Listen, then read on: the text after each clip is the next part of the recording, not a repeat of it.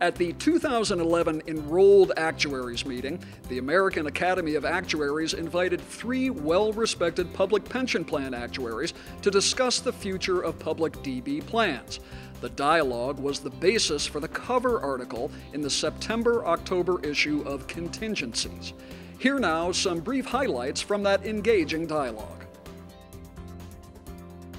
The economy is really the biggest substantive issue that's facing the systems, not only in the markets, recovering from 08 and 09 in the markets, but also on the flip side, the revenue sources have been affected substantially of the government. So governments are being pressed from both sides on this. Governing is all about choosing and having priorities. And I'm not aware of anyone running on a platform of increased contributions to the pension funds. There are a lot of other worthy causes. Most public plan sponsors would ideally like to see how they can provide a secure retirement at the least reasonable cost. We can't trivialize the challenge of finding the money to recover the losses on the markets in these large, mature systems. All of a sudden, everything is calling for more dollars and fewer dollars are coming in.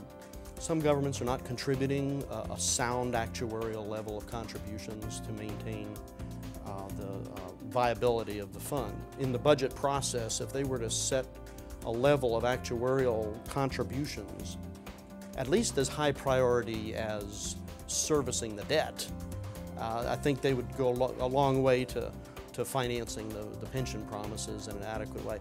Who bears the risk?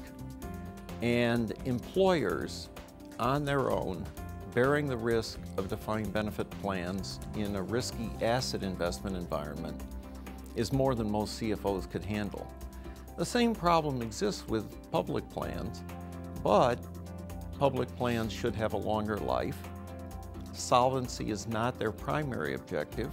Their primary objective is more in the area of intergenerational equity.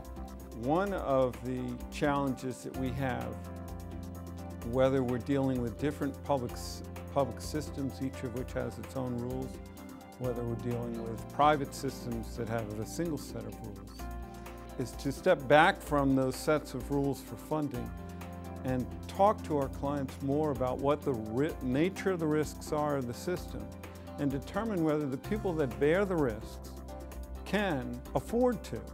The boards and the governments should turn to their actuaries for advice on risk management, not only investment matters, but also the governance process as a whole. Where are the risks that they'll be encountering?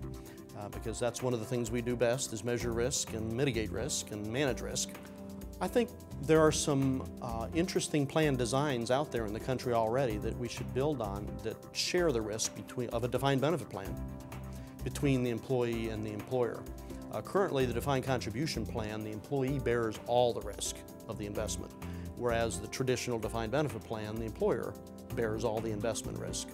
And there are some models, hybrid models, other models that have variable benefit formulas that share the risk. That's an area that probably should be pursued with some more research and look at building on those that are already doing that out there in the country. I believe public plans can, in fact, hold out, and if the conversations in the public domain focus on facts, focus on what's good and what's bad, contributory DB plans, which is the primary form of DB plan, is actually the most cost-effective delivery system that can provide the best benefits at the least cost to the taxpayers. And in fact, they will survive and thrive. I think what's important for members of the Academy and others who view this to appreciate is that public plan sponsors and the boards that run these systems have been very responsible in addressing the financial crisis that many of the systems have gone through because of the 2008 markets, and have called upon the actuaries, and the actuaries have been providing them with information to make intelligent decisions on how to address these concerns and go forward.